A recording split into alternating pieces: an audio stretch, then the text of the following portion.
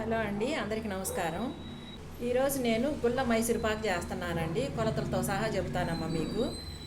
ఎంత వంట రాని వాళ్ళైనా సరే ఈజీగా చేసుకునేటట్టు చెప్తాను. ముందు ఇలాంటి బాక్స్ తీసుకొని నెయ్యి రాసి పెట్టుకోవాలమ్మా. ఇది పక్కన పెట్టేసుకుందాము. ఒక కటోరీ శనగపిండి తీసుకున్నాను. ఏ కటోరీతో అయితే శనగపిండి తీసుకున్నామో ఆ కటోరీతోనే 2 కటోరీలు వచ్చేసి ఆయిల్ తీసుకున్నానమ్మా. రిఫైండ్ ఆయిలే తీసుకోవాలి. 2 కటోరీలు వచ్చి షుగర్ తీసుకున్నాను. ఇప్పుడు షుగర్ పాకం పట్టుకుందాము. స్టవ్ వెలిగించి బాండీ పెట్టుకున్నానండి. ఇప్పుడు షుగర్ పోస్తున్నాను. 2 కప్పులు షుగర్ కండి 1/2 కప్పు వాటర్ పోసాను. తీగ పాకం రావాలండి. శనగపిండినండి ఒక బౌల్లో పోసుకొని ఒక 2 గంటలు ఆయిల్ పోస్తానండి. దీనిలో ఉండలు లేకుండా కలుపుకుందాము.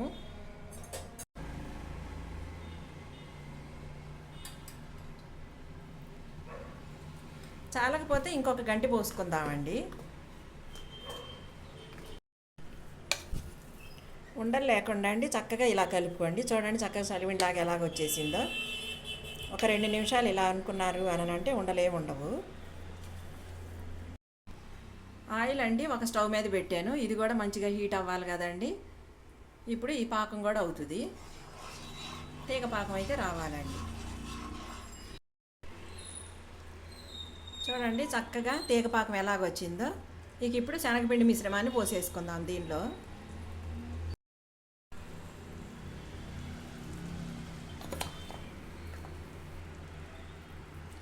సిమ్లోనే పెట్టండి. ఈ సిరప్తో కలిసిపోవాలండి ఈ శనగపిండి మిశ్రమం.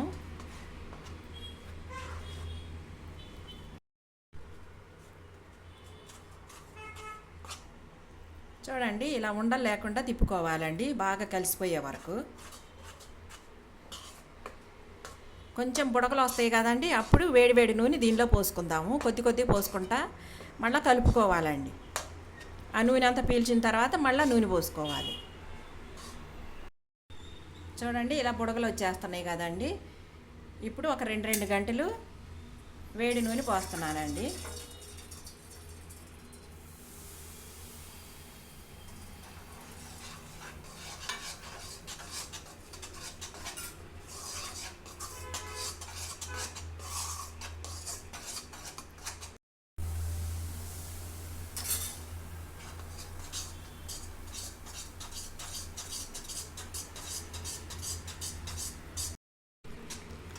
ఇలా తిప్పుకుంటూనే ఉండాలండి, లేదంటే అడుగు మాడుతుంది. ఆయిల్ కూడా బంద్ చేయకూడదండి, స్టవ్ మీద ఉంచే ఇలా నూనె పోసుకుంటూ ఉండాలి.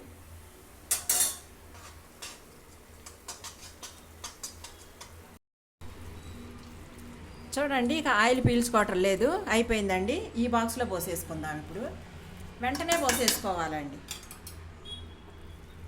కొంచెం గ్యాప్ ఉంచి పోసుకోవాలి.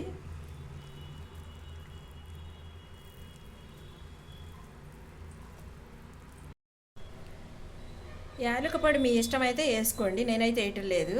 ఎక్కువగా ప్రెస్ చేయకండి, ఇలాగుంటే చాలు. కొంచెం వేడి తగ్గిన తర్వాత ముక్కలు కట్ చేసుకుందామండి.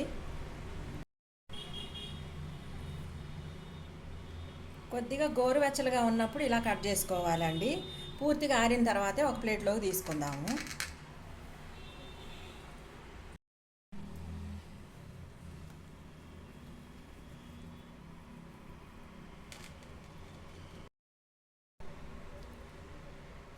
ఇలా దీని మీద ప్లేట్ పెట్టండి, ఇలా తీసేసుకుందాము.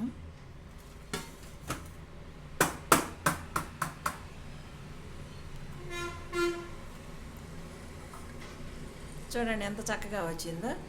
ఇప్పుడు పీసెస్ కూడా చక్కగా వచ్చేస్తాయండి. నేను కొంచెం పెద్దగానే కట్ చేశానండి. చూడండి పీసెస్ ఎంత మంచిగా వచ్చినాయో, ఎంత గుల్లగా వచ్చినాయో చూడండి. చూడండి ఎంత చక్కగా వచ్చినాయో. ఇప్పుడు ఒక ప్లేట్లో పెట్టుకుందామండి.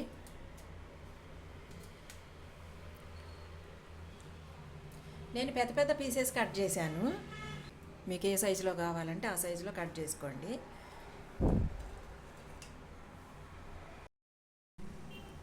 పిల్లలకి పెద్దలకి ఎంతో ఇష్టమైన మైసూరుపాకు రెడీ అయిపోయిందండి. నేను అసలు కొంచెం నెయ్యి కూడా వేయలేదు, ఆయిల్తోనే చేశాను. అయినా కూడా టేస్ట్ చాలా బాగా వచ్చిందండి. మీకు నచ్చితే మాత్రం తప్పకుండా ఒక్కసారి అయితే ట్రై చేయండి, లైక్ చేయండి, షేర్ చేయండి, సబ్స్క్రైబ్ చేయడం మాత్రం మర్చిపోకండి.